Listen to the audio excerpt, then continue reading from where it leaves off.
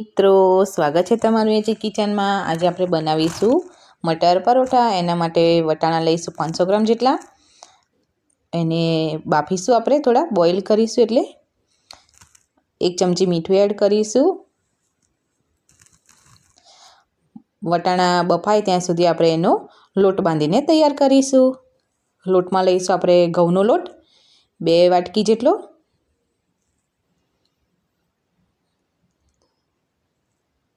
2 વાટકી ઘઉંનો લોટ, એના પછી નાખીશું અજમો 1 ચમચી જેટલો। મીઠું નાખીશું સ્વાદ અનુસાર।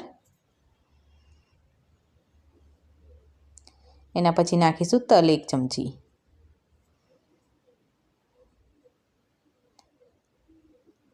અને થોડી ચીલી ફ્લેક્સ નાખીશું।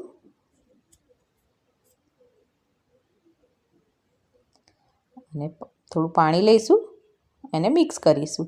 તેલ નહીં નાખીએ, કારણ કે તેલ નાખીશું તો આપણા પરોઠો જે વણીશું ત્યારે ફાટી જશે। મીડિયમ સાઇઝનો આટો બાંધીશું, બહુ કડક બી નહીં, બહુ ઢીલો બી નહીં, એના મધ્યમમાં રાખીશું લોટને, જેથી કરીને આપણા પરોઠા સરસ વણાઈ રહે। આવી રીતે જ બાંધીશું લોટને। એમાં 1 ચમચી તેલ એડ કરીશું। પાછો આટો મિક્સ કરી લઈશું તેલમાં। આવી રીતે 5 મિનિટ ઢાંકીને રેસ્ટ કરવા દઈશું। એના પછી આપણે મસાલો તૈયાર કરી લઈશું પરોઠા માટે। તેલ લઈશું 3 ચમચી જેટલું। તેલ ગરમ થાય એટલે 1 ચમચી જીરું એડ કરીશું।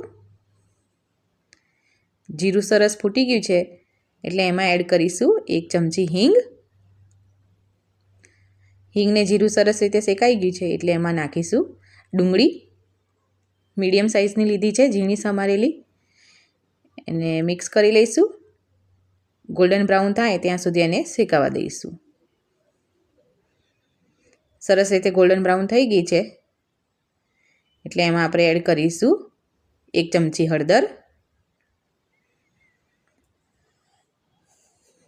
મીઠું નાખીશું સ્વાદ અનુસાર, 1 ચમચી ધાણા જીરું પાવડર નાખીશું, 1 ચમચી આમચૂર પાવડર નાખીશું આપણે, જેથી કરીને ટેસ્ટ સરસ આવશે। મિક્સ કરી લઈશું।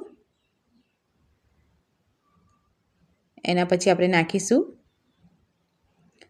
લીલા મરચાંની પેસ્ટ, આદુ મરચાં લસણની, એ 2 ચમચી નાખીશું આપણે। અને 1 ચમચી ગરમ મસાલો નાખીશું। મિક્સ કરી લઈશું સરસ રીતે।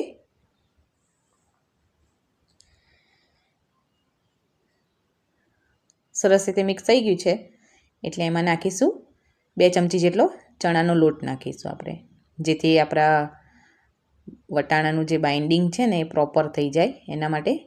અને વણતી વખત બી આપણને સરસ રીતે વણાય પરોઠો। ચણાના લોટને થોડો શેકી લઈશું, નીચે ચીપકે ના, એનું ધ્યાન ખાસ રાખવું જોઈએ। ચીપકે તો આવી રીતના થોડું થોડું હલાવતા રહીશું। લો ગેસ ઉપર આપણે એને શેકાવા દઈશું। એના પછી વટાણા નાખીશું। સરસ રીતે વટાણાને મસાલાને મિક્સ કરી લઈશું।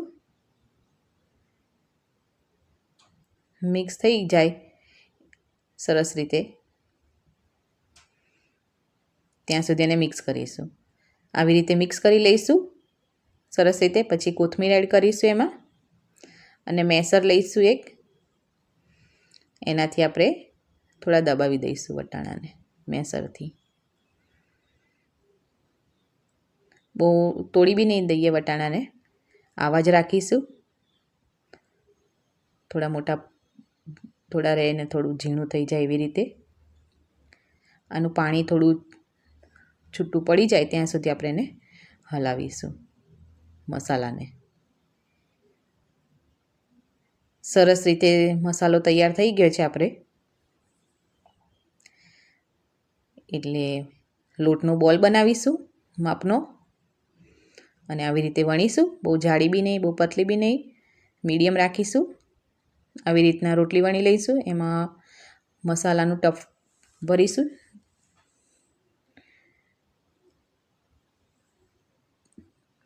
આવી રીતે સરસ રીતે ફેલાવી દઈશું ને પછી આમ એને બંધ કરી દઈશું. પોકેટ બનાવી દઈશું. દબાઈ દઈશું હાથથી. પછી થોડો સૂકો લોટ લઈને એને વણીશું આપણે. બહુ પ્રેશર નહીં આપવાનું, નકર તૂટી જશે. હલકા હાથે જ વણીશું. તવી ગરમ થઈ ગઈ છે એટલે એમાં પરોઠો નાખીશું આપણે. આવી રીતના સરસ રીતે શેકાય છે પરોઠો. હવે બીજી બાજુ શેકી લઈશું.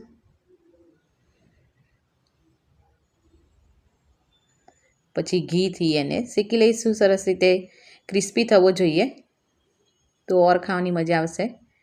તમે ઘીની જગ્યાએ તેલ બી નાખી શકો છો, બટર બી યુઝ કરી શકો છો. સરસ રીતે શેકાય છે આપણો પરોઠો. બંને બાજુથી મેં શેકી લીધા છે. હવે એને આપણે લઈ લઈશું એક પ્લેટમાં. સરસ રીતે પરોઠો શેકાઈ ગયો છે એટલે આપણે એના 4 પીસ કરીશું. આવી રીતે કટરથી, પીઝા કટરથી કરી લઈશું. સરસ રીતે 4 પીસ પડી ગયા છે. એને થોડા ઠંડા કરીશું. ત્યાં સુધી બીજો તૈયાર કરી લઈશું આપણે પરોઠો. એ બી સરસ રીતે શેકાઈ ગયો છે. બંને બાજુથી શેકાઈ લઈશું એને.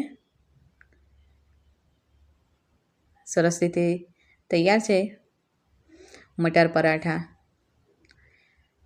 આવી રીતના સરસ રીતે ગ્રીન ચટણી ને કેચઅપ જોડે ખાવાની મજા આવી જાય. Thank you watching my video.